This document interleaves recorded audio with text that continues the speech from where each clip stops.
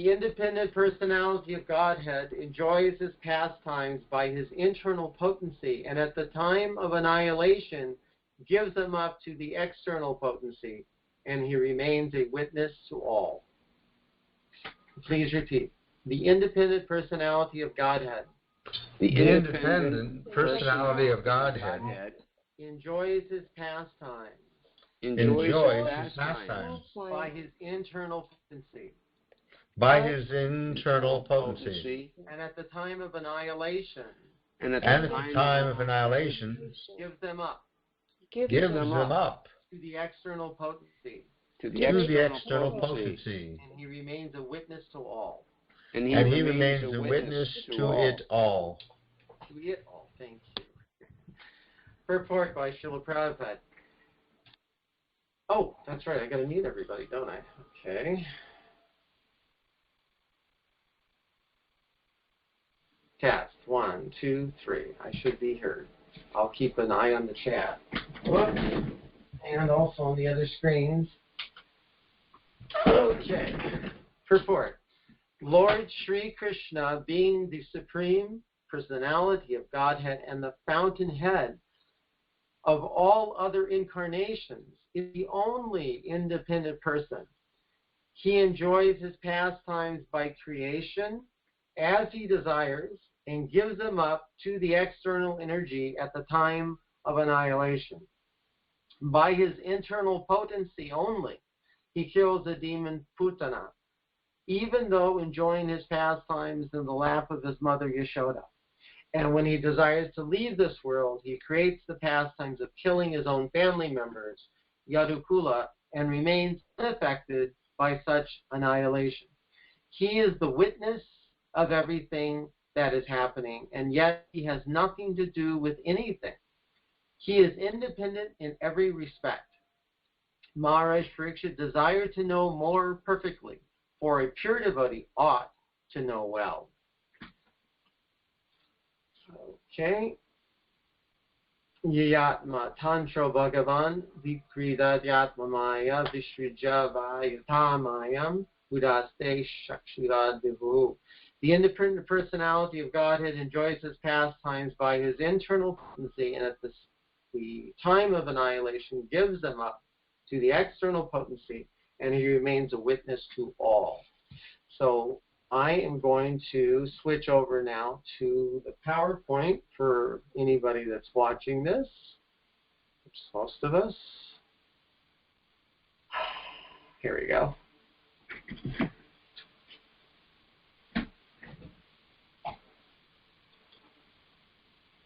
Okay, now you should be seeing the verse on your side of the computer. So this is going to be about 20 slides altogether. Less, I think 17. So first of all, let's look a little bit more closely and try and understand what's being said in this verse.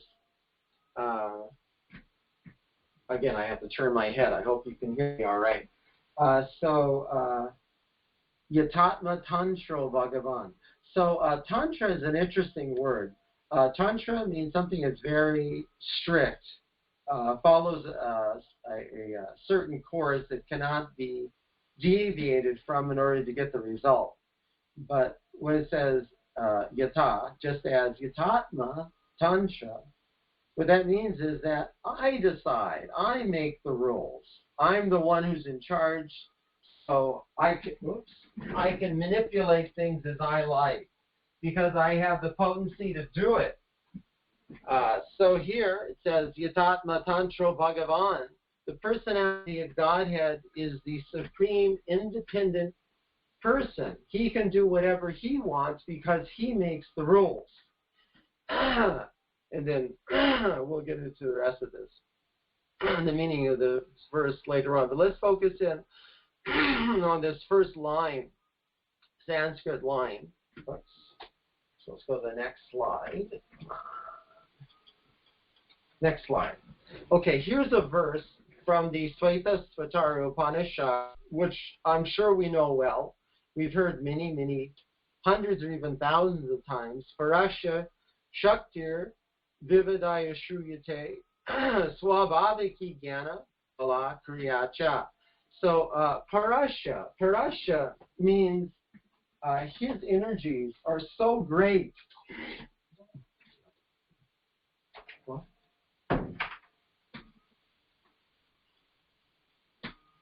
His energies are multifarious,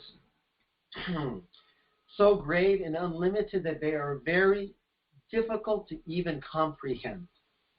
That is his greatness. Just as in the verse, the word is Vivuhu, the Almighty Lord, the Great. No one can comprehend he and his energies, which are inseparable. So, Prasya Shaktir Vividaya Shruyate. So, Shruyate means manifested, just like in the Bhagavad Gita, Krishna says, Maya Dyakshena Prakriti Shruyate Shadcharacharam. He manifests all the moving and non-moving living entities in this world. So in the same word is used, Prasya Shaktir Vivadaya Shruyate. He is the head, he's in charge or fully under control of all of his energies, which act so perfectly. It's described here as Swabhaviki. Swabhaviki. In other words, they're so perfect, he's so great that he doesn't require to endeavor. Everything just happens as if automatically. And then Jnana, Bala, Kriya, Cha. These are his energies, his multifarious energies. So contrast that, this supreme independent Lord, to us, the conditioned living entities. Now, okay, let's say if we're inside of our house, we're the controller. We can do whatever we want. It's not that the government is directing what we can do. Our neighbors or anybody else can direct us to do.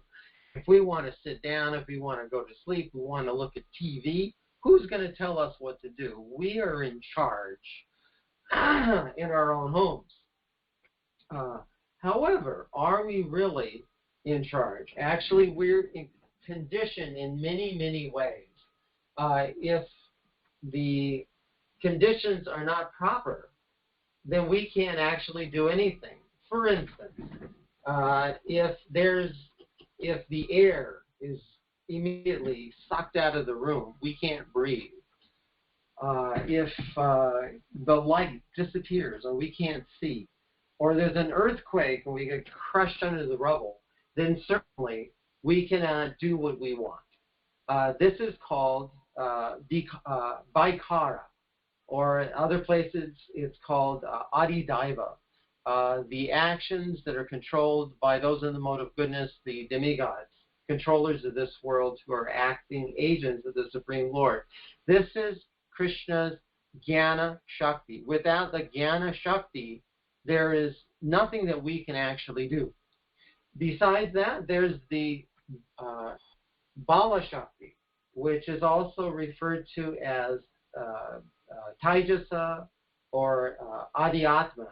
Just like if we have a heart attack or a stroke, immediately we're not going to be able to do what we want. We're sitting in our room, but we're attacked. Or even by an intense headache or a toothache, we're not going to be able to do what we want.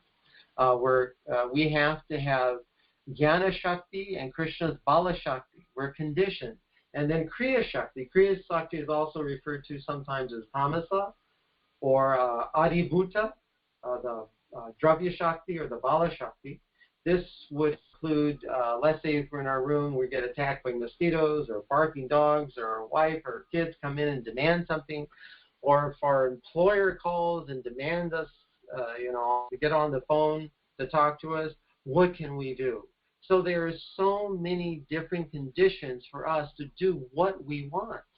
We desire, and we have a certain amount of good or bad karma that we can use as payment towards fulfilling our desires. But we're certainly conditioned in every way. Therefore, in the purport, Srila Prabhupada makes this point very strongly, that Sri Krishna, the Personality of Godhead, is the only independent person.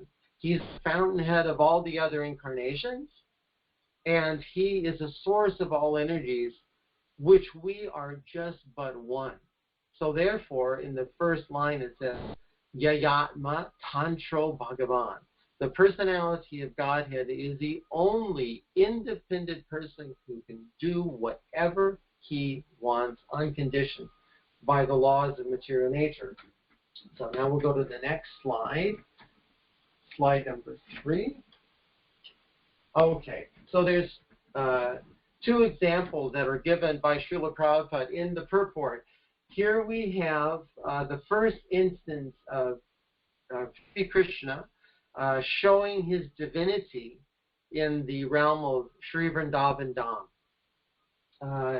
He was just a few days old, I believe.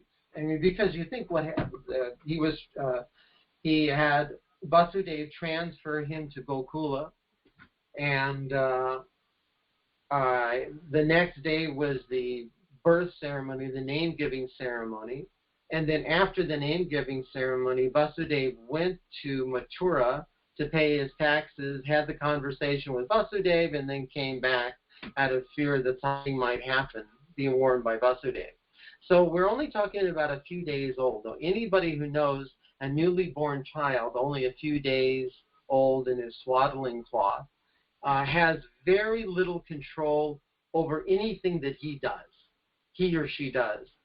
They're completely dependent upon the mother to give them what they need. They're helpless, in a helpless condition. Yet when Sri Krishna was taken on the lap of Putana, and she gave her breast in order to kill him with poison all over her breast, Krishna sucked out her life air, and she could not maintain her form, her beautiful form. She turned into a real ghastly form that was 8 miles long.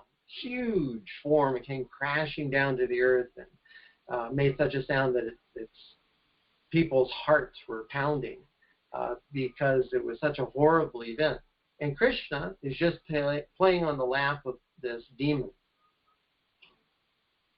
So, Srila Prabhupada points out that this appearance of the Lord is not an incarnation that has a big beard and has to practice meditation and be voted by his disciples to become God. God is God from the very moment of his appearance.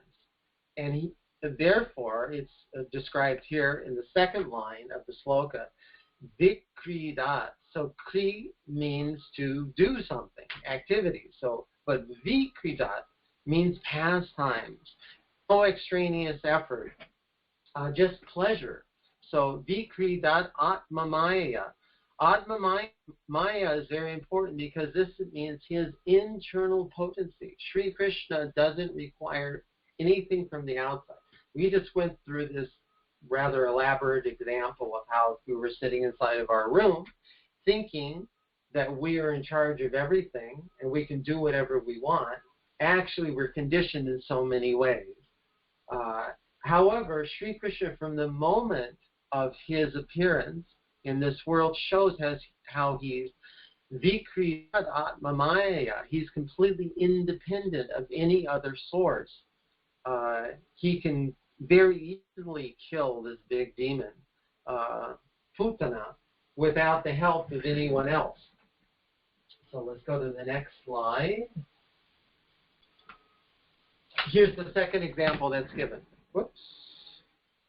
That Vishrija Vayatamayam, the third line of the sloka. This is how Krishna arranged for the destruction of his own family members. As we know the story, that Samba, along with the other boys, went to the great sages such as Narada and Vishamrita and the greatest sages of the universe, and they chided them. They dressed Samba up as a pregnant woman, and I think it was some sort of a ball in there. Was it an iron ball? Anyway, whatever. She had a ball and looked like a pregnant girl. And these boys foolishly were chiding the sages, and the sages did not take it lightly. They immediately cursed them, said that, yes, this woman, if you want to know what kind of birth she'll give birth to an iron lamp. and an iron club, rather. An iron club, and that club will be the destruction of your entire dynasty. So the boys took it very seriously. They went to King Ugrasena, and Ugrasena was very afraid. He told them, he ordered that you take this iron club and you grind it up into dust and you throw it into the, whoops, come on, sorry, there. You grind it up, you throw it into the ocean, and it'll be no more. So they did that, except for the very last bit of iron. They couldn't grind anymore, and they threw it all into the ocean. So those iron filings, they went into reeds, and those reeds turned into like iron rods, and then that little lump of iron was swallowed by a fish. The fish was caught by a fisherman, and then a hunter by the name of Jarrah got that lump out of the belly of the fish and fashioned it into a arrow, with an arrow, and that's what Krishna used as an excuse to leave this world when Jara shot Krishna in the foot. So Ugrasena and all the boys were very afraid. They did whatever they could do in order to avoid the curse of the Brahmanas, which Krishna arranged to happen. But no matter what they did, they could not avoid it. Similarly, in this world, Krishna performs his transcendental pastimes. Either he comes himself or he sends his expansions, his avatars, or his Shaktivesh avatars, his devotees, to enact all kinds of pastimes. And then when he winds it up, he remains as the only witness. That's the last verse, or the last line of the sloka, Udaste Sakshi Vad Vibhuhu. That great personality of Godhead remains always undisturbed, simply as a witness to all that is happening. So, let's go to the next slide. Come on, you can do it. There you go. Okay. So again, Udaste Sakshivad Vibhuhu.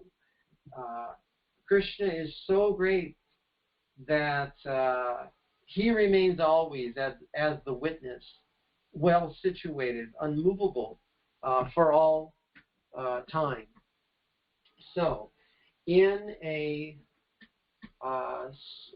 purport that we read recently to text 16 of this chapter, in the first paragraph, the last sentence of the purport, the last sentence of the first paragraph of the purport, I thought there was an incredible sentence that Srila Prabhupada gave us. He said that modern scientists are unable to know the inner space of the universal horizon and what to speak of the space which covers the universe.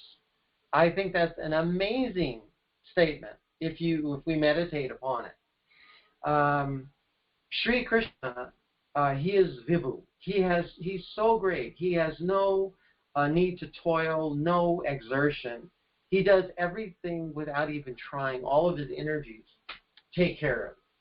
And he is so great that we cannot possibly know.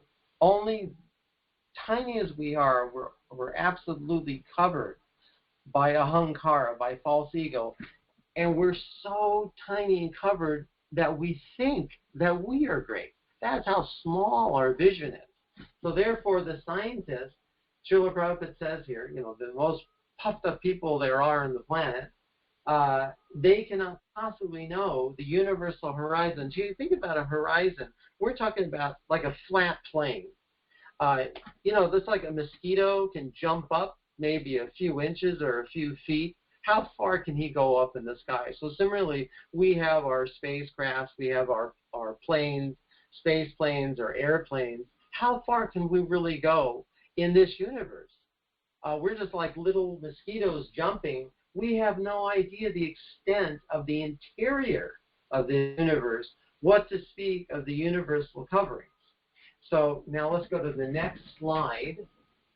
And this is why it's not just pictures that I wanted to share with you. I really needed to share some information. Otherwise, it'll be a little bit too difficult to explain this without kind of seeing what I'm talking about here. So here we have a chart.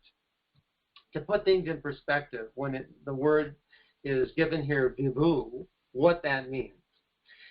Here is a chart of the diameter of the universe.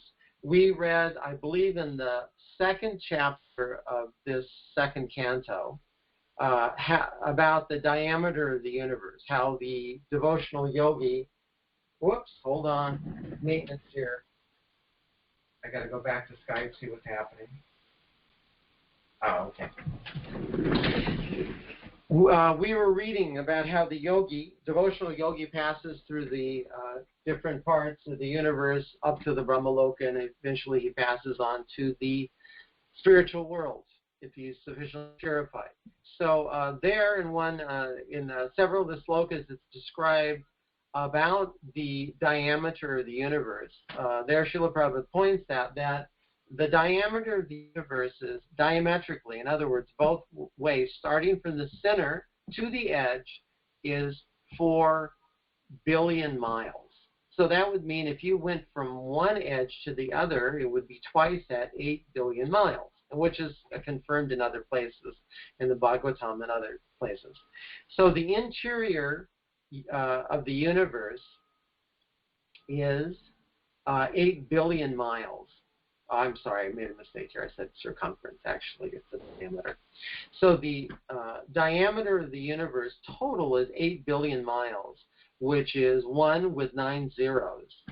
Now, every covering after that is 10 times the size of the previous covering. So the first covering, Earth, or solid, is 80 billion miles. 10 times the interior of the universe. The next covering, water, is 10 times that, 800 billion miles. The next covering after that, fire, is 8 trillion, or 1 with 12 zeros behind it. The next covering beyond that is 80 trillion miles. Then the next covering, ether, is 800 trillion miles. The next covering, mind, is 8 quadrillion miles. The next covering, intelligence, is 80 quadrillion miles, or 80 with 15 zeros. And then the last covering, the false ego, from one end to the other, is 800 quadrillion miles, or 800 with 15 zeros behind it. Now, when we get to these kind of numbers, all we know is there are some numbers with a bunch of zeros behind it. It really gets difficult to understand what those numbers mean. So what I've done is I've made an equivalent to try and put that into perspective. If we took the interior of the universe, and that is 8 billion miles, and we shrunk it down to 1 millimeter,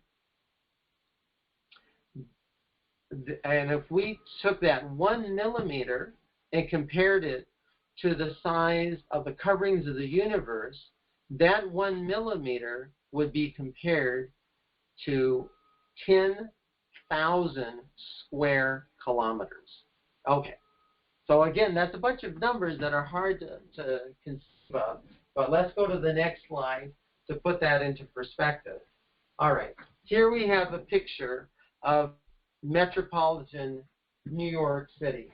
I figured this out, so there may be some mistakes there, but I put some time into it, and I don't think so. The metropolitan area of New York City is 8,683 kilometers, which is equivalent to 3,352 square miles. It's just gigantic. It's the largest metropolitan area in the entire world. I mean, Beijing has got more people, but New York is by far the largest city in landmass in the world. This is the closest thing that I could find, the closest metropolitan city I could find to the measurement of 10,000 kilometers. So even New York City, metropolitan and all the suburbs, cannot encompass 10,000 kilometers. So if you took 1 millimeter, you would have to take a sharpened pencil and put a point on a piece of paper. That would be a millimeter. So that point is the interior 8 billion miles of the universe. And the exterior of the universe, the coverings, would be larger than metropolitan New York.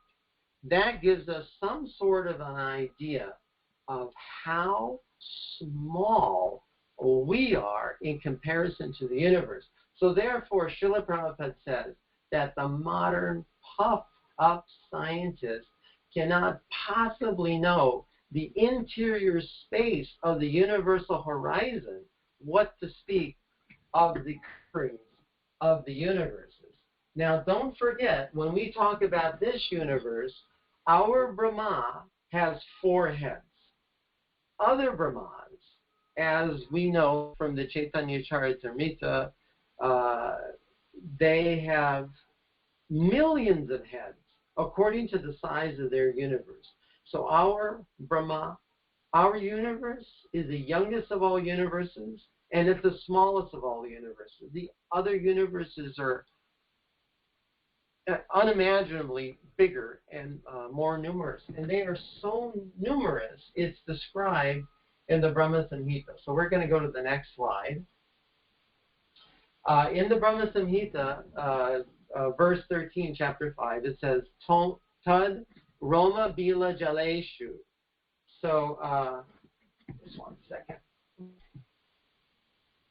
It's described that the spiritual seeds that come from Sankarshan, which is a portion of the portion of a portion of the primeval Lord Sri Krishna, that Sankarshan, he manifests himself as Mahavishnu, and from the pores of his skin, it's translated as, are born the universes are just like golden sperm.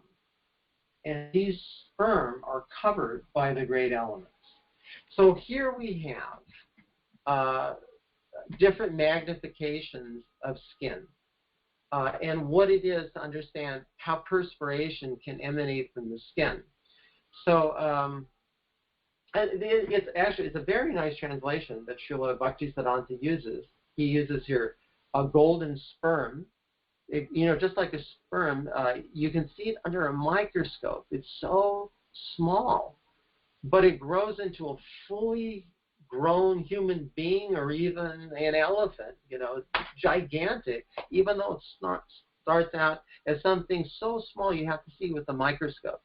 Similarly, the universes are tiny, tiny seeds, bijams.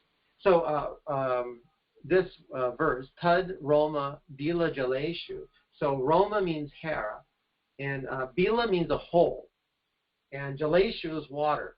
So from the hair holes or from the pores of the body of the great Vibhu, Mahavishnu, these universes come. So you can see in the slides here different magnifications.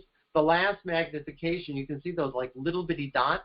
So you can think that's like the universe is coming from the Mahavishnu. How great is that Mahavishnu? It's absolutely awe-inspiring to think, if we can try and imagine how great he is. So in this verse, it says, Vikriyan Atmamaya. Krishna, he enjoys his transcendental pastimes in this world. And then when he wants to give it up, so that's Atmamaya, his internal potency, and then Vishraja, Yatamayam, he gives them up to the external energy. So he's got Atmamaya, his personal energy, and then his separated energy, his Maya, Yatamayam, and then Utsajate, Shak Shivad Vibhuhu. But he remains always as the witness of everything. He doesn't have to do anything with it. So let's go to the next slide. See nothing in the chat. The time is 6:40. Okay, well, trying to go as fast as I can. All right. So what is the difference between Vishrijat, Atmamaya, excuse me, that only independent person who enjoys the transcendental pastimes, who remains as the witness, and we who are witnessing this Maya, his external potency? Well, it's something like we are sitting as a witness, as an observer of a movie, and we're completely engrossed in the movie. So much so that we get the emotions, we identify with the characters. So if the characters in the movie are, falling off a cliff or going down a roller coaster or something like that, we start to sweat. We start to have, our heart starts to pound, and our breathing starts to become heavy because we become excited by identifying with the picture. Now, what is the cause? It was asked earlier in the questions of Mars friction. What is the cause of the living entity's entanglement within this world? Does it have a cause? Is it caused by him, some outside agency, or does it happen automatically? So if we take the example of a movie, if you ask, what is the cause of the movie? Well, there's the viewer is the cause. The viewer is the cause. He's experienced the happiness and the distress of the movie because he is absorbed in it. You see here, there's a movie full of people, and it's a group illusion. It's just like, computer games. Everybody plays it together, and they're all participating in the same illusion. So the same with a movie. It's a group illusion. Everyone is absorbed in it. They desire to go to the movie, and they had the money to pay for it. Therefore, they get into the movie and try and enjoy it. So they are the cause, not of the movie, but they're the cause of the happiness and distress which they experience because they're absorbed in the movie. So what's really the cause of the movie? Well, actually, all it is lights on a projected image, or it could be a digital image, which are just simply ones and zeros. Those are like the modes of material nature. It's the external apparatus which causes this illusion to be so real. But is that really the cause of the movie? Actually, behind all this, there's the one who created the movie, the director and the producer. The producer are like demigods, and they are agents of the director. The director is a Lord. Maya dakshena prakrite suyate sacharacharam. So we are befooled by Maya. Therefore, in this verse, the last line, he says, Utrije Shaktivad Vibuhu. So the Lord, he's not entangled, but rather he simply witnesses in reality what's going on. But we, the living entities, kartaham iti manyate, we think we are the doers of activities, but in actuality, they're all carried by material nature. So, because we have to ask ourselves, what is real? I'm sorry I'm going on too long, but I'll try and finish this up within 10 minutes. Sorry. Anyway, we should try and ask ourselves, what is real? It's just like probably all of us, we're not walking around, we're sitting on a table in front of a chair, or sitting on a chair in front of a table or a desk. And is that real? You can touch it, you can feel it, you can hear it, but does that mean it's real? There's this word vastu. Vastu means substance or something that's real. But you can experience the same thing within a dream. But are dreams real? Because this dream lasts longer than the dream at night, does that mean it's real? So obviously, someone would say that, well, we're experiencing this reality with others. It's a shared reality. But as we said before, just like a movie, it's a shared illusion. Just like an online game, it's a shared illusion. Who's to say what's real and what's not? Just like, what do we call people that don't experience the same shared illusion as the rest of us? They're called crazy. They're called delusional or schizophrenic. But to them, everything is very real. They have their own reality, and then we have our own reality. And just because we can share it with others, we say that this is more real than that of the schizophrenics. But just like, there's that movie, The Matrix, about how you can put people in an illusion by a computer program. Okay. You can also do this through hypnosis. Hypnosis is an induced dream. People can be put in hypnosis, or they can put themselves in a state of hypnosis, and they can go through surgery without an anesthetic. It's simply a state of mind. It's an induced dream. So is it true that our interpretation of reality, that it is real? Can we prove it? In actuality, we cannot prove it. Just like the movie is a shared illusion, because we want to be placed in the illusion. We take on the roles of the characters within the movie because we want to. So there was the French philosopher, mathematician Descartes. He came up with a proposal. He said that what we should do, during his time, this was a very dangerous proposal, we should do is we should doubt everything. At that time, the Catholic Church was very, very strong. So to propose that we should doubt everything was like atheistic. So he said, but let's just say that we can't rely on anything. What is it that we can really rely on? Can we really prove anything? We should doubt everything and then see what is left. And when we put things in that perspective, the one thing that we can rely on, he came up with this term, is, see if I can say it correctly, I don't know how to pronounce it, cogito ergo sum. Sorry, I don't know French anyway. I think, therefore I am.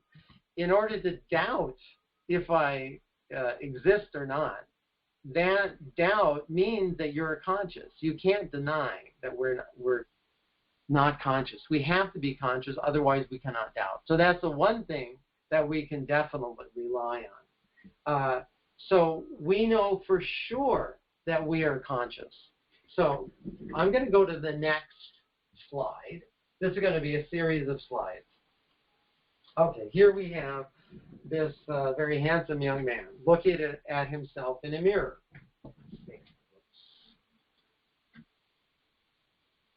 Come on. I had all kinds of problems this morning. I couldn't even print this, so I'm using it on my screen to get my notes. Okay, so here we have this gentleman looking at his beautiful face in the mirror, and then we'll pan out a little bit. And here we see, actually, what is it? The living entity is within his body, which is just like a machine. Yantra Rudani Maya. We have all these faculties. We have the hardware, the cameras, which are just like the eyes. We have the digestive system, etc. It's just like a machine. Locomotive, digestion, our motor senses. And then we have Sri Krishna as a super soul who's witnessing all within our heart. But the living entity, he's simply absorbed in this machine, and he thinks it's himself. So in that self, our conception of self is covered by all these universal coverings. just like the universe is covered by different layers of covering in the thickest, so many trillions of miles, quadrillion, sorry, what is it, 800 quadrillion miles is the covering of the false ego. So we are a microcosm of the universe. Our covering of ego is the most thick covering. Even like, for instance, when a baby is born, I just listened to Bhaktivedanta Swami pointing this out very nicely. When a baby is born, he has practically no mental capacities. His intelligence isn't there. He doesn't know what's wrong or right. But the one thing that a newborn baby has is false ego. It's the biggest covering. The first manifestation is the false ego. So in the Shikshashika, the first installment of purity, the first benefit that we get from the chanting of pure Harinam is that of Chaita, Darpana, Marjana. So Chaita means the consciousness, how we perceive this world. And Darpana means pride. It also the Shikshashika is referred to as a mirror. You know, just like everyone likes to look at themselves. You know, you go past the mirror, even no matter how ugly we are, when we look at ourselves, we say, hey, not bad. You know, I take a second look. You know, sometimes people spend hours and hours in front of the mirror. So it's described in the Shikshashika that Darpana is referred to as a mirror. Darpana means pride. So Chaita Darpana, we have this pride. We think that this machine is ourselves, when actually it has nothing to do with us. It's a machine made of material energy, but by chanting the pure holy name, Chaita Darpana Marjam, it cleanses the mirror of the mind, so we see what our actual self is. Here's a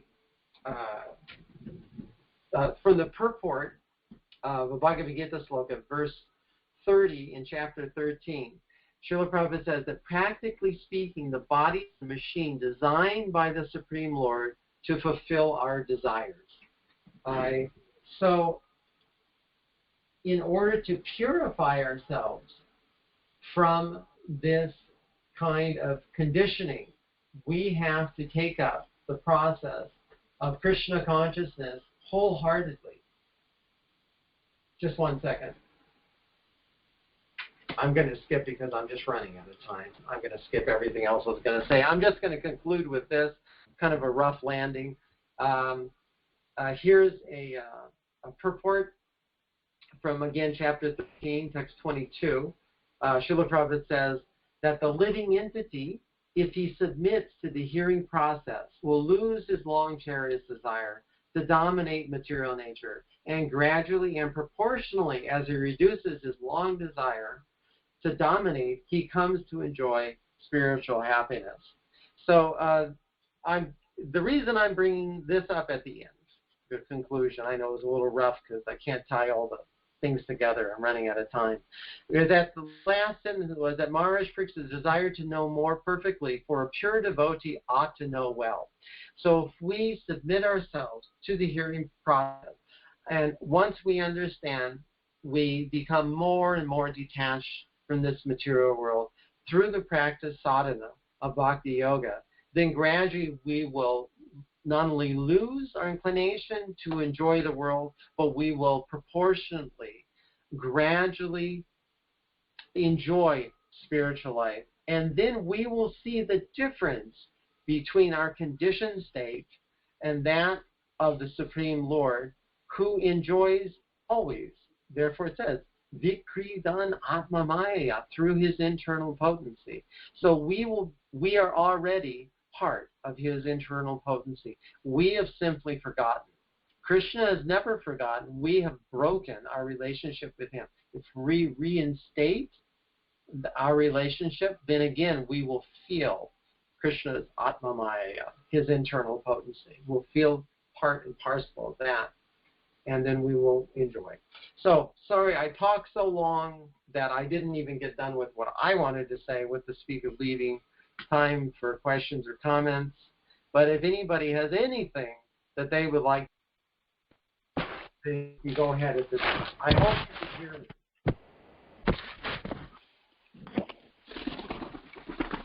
Ram, that picture, that amazing picture of, I'll call it Yanta Rudani Maya, of the person seated on the machine, and it was very graphic.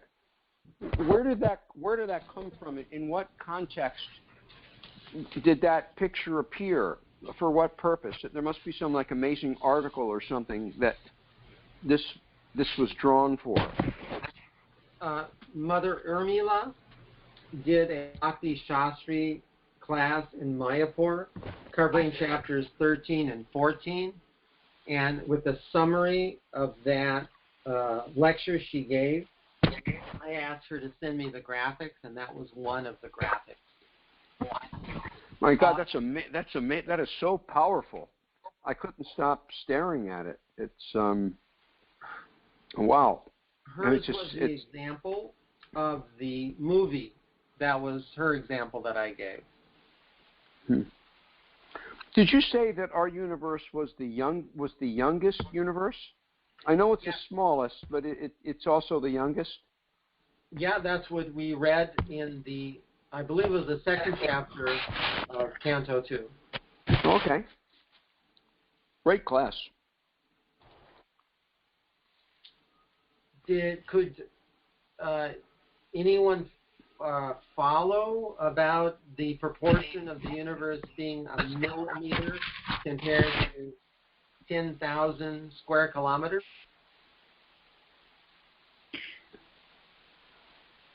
It's one of those things I have a hard time wrapping my brain around, but it definitely helped a lot to realize how insignificant. And I loved your statement that we are so tiny that we think we are big.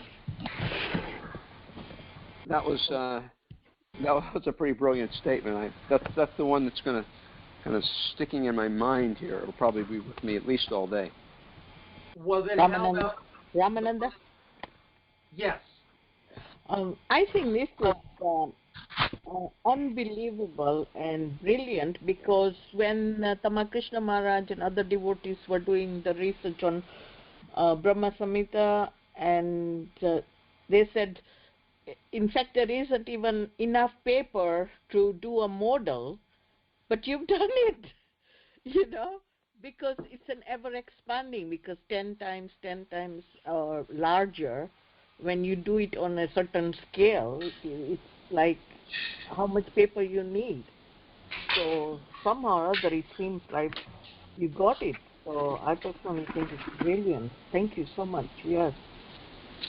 Okay, so you understood. It's just like the interior of the universe is like a dot on a piece of paper, and then the edge of the universe would be larger than all of New York metropolitan. It's that big. One universe. And our universe is so tiny.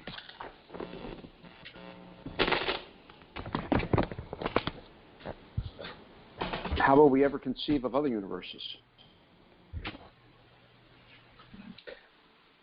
Okay. Hey, it doesn't. Thank you for those comments. So it actually gives a good perspective. It gives a good perspective in the sense that these 5 elements, they're expanding, and the next one is 10 times larger than the previous one. So personally, I think you should make this more, make it more polished, and maybe make it more available to a lot of devotees. It's really good work. Thank you. Yeah, and that last illustration of the body, the microcosm. I'm sorry, Mahesh Prabhu, you wanted to say something. I got yes. rounded out. Yes, Ramanandaji. Filmmaking and the philosophy of the film or movies was my major in college, and now it happens that I'm engaged teaching film as well in the schools now. So I wrote a thesis in college. That's how I got my degree, in which I proved that film creates a state of consciousness which is between hypnosis and dream. You know, it's like very hypnotic. And basically it comes from the premise that all films are illusion. A film is never real.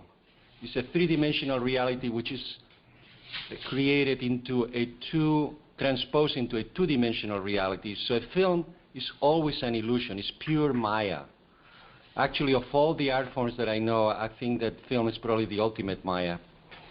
And the hypnosis is created because the director of the film, or the apparatus itself, the apparatus of the machine of the film, has two identifications. In other words, there are two identifications that make the spectator hypnotized by the film. One is that we identify ourselves, the primary identification is that we identify ourselves with the camera, the all-seeing eye that can do everything, that can fly into the sky, that can go into the other room through a peephole, or that we can see the mind of the characters and so on. So we identify with this eye of the camera.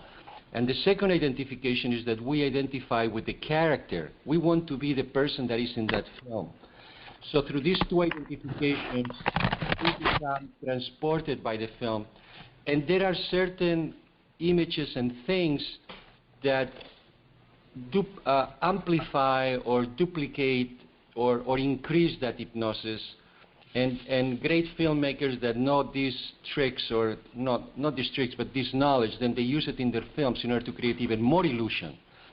So I was just saying that how amazing that you brought this class, that you brought this point in your class, because actually it is the same in the material world. There are certain things that increase our illusion, like mirrors. And the same thing in a movie. Whenever you see a mirror in a movie, that is going to, whatever you see is seen through a mirror is going to increase your hypnosis. A film within a film is always an hypnosis, creates more hypnosis. If you see things through the lenses of an eyeglass or something like that, it always increases your hypnosis.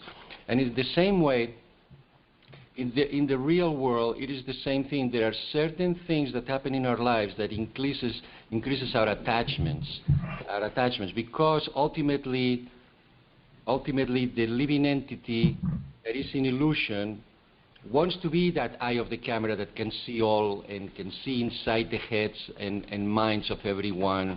We want to be that eye. And that's what it keeps us glued to this material world. We want to be the eye. So it's really an interesting analogy that you mentioned here, that we want to be God, basically. We want to be the eye of the camera that wants to see. And that is what creates. Really good. Did you ever hear about the psychology of television? See, in a movie, your eye moves a little bit, but on television, you don't move at all. They show you. You stand still. Even your eyes stand still. And they tell you what to do. It's total hypnosis. It goes right to your brain, goes right to your heart. Whatever they show you, they will do. There's a rule in television that something that cannot happen in real life must happen within every 10 seconds. That's why even in the beginning of television, you see the newscaster facing you, and then suddenly he's turning to the side and he's facing you from the other angle, which can't happen. His whole desk is looking at you from this way. And now, new news. And it forces you to stare at the thing. This is done by a writer called, I don't know what his real name is, but his book name is, nom de plume is Jerry Mander. And he describes the television.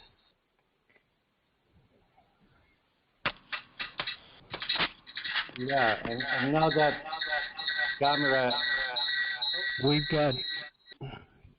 Okay, there you go. Go ahead. That's due to feathers in the atmosphere. Somebody in your house. It's feather poisoning.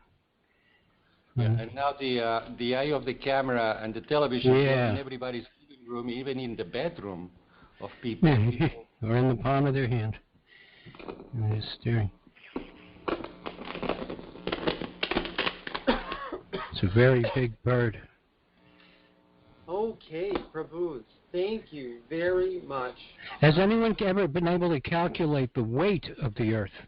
Because Prabhupada would often say, Krishna's inconceivable potency. This planet Earth, how heavy must it be? And it is floating in space by Krishna's arrangement. How do you weigh the Earth? I don't know, but I hear, that cosmologists, they calculate what the weight of a star is. Now, how in the world they can speculate so much, and people believe it. So probably there's some speculation about how weighty the Earth is, too. I don't know. That would be interesting to look up. Hare Krishna, Ramananda Prabhu, thank you so much for this class. It was so enlivening and so enlightening. It was just so cool the way you looked up everything and presented it in a logical manner. I feel ever so slightly cheated, though, that you're saying, I'm going to run out of time. I don't have time to tighten up my loose ends. And, I mean, there must be some kind of balance between going ahead and finishing class the way you want to and running over just a little bit. But other than that, it was just a really great class.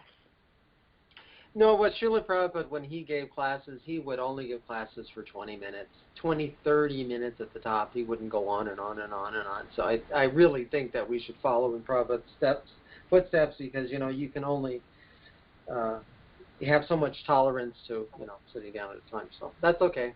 I said my piece. But thank you. Thank you. Okay, Prabhus. So I was kind of I was hoping we could end on time. Prabhupada was so... Go ahead. I'm sorry. Go ahead.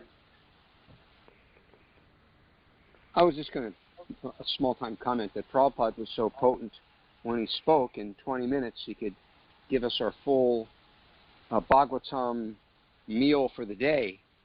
But since we're not on the level of Prabhupada, maybe you need to go a little bit longer to get our full dose of Bhagavatam. I think that's why we're so hungry to keep going. But no, it's a tough. Ramananda Prabhu's got a really tough call here, because we want to keep going, but then again, if we keep going and going, then a lot of people have things to do, and then people will perhaps be reluctant to come to class because class is too long. Anyway, Ramananda's in a really tough position, so I really respect when he comes in as a time cop and stops us even though we don't want to stop. Especially after Madan Mohan's class yesterday, now I'm even more in anxiety about pulling the plug. That creates an offense. It's a thankless task. Okay, Prabhu, so it is about that time, so thank you very much for your patience and listening. All glories to Srila Prabhupada. Jai. Thank you, Ramanandaji. Thank you, everyone. Haribol. Haribol. Very good.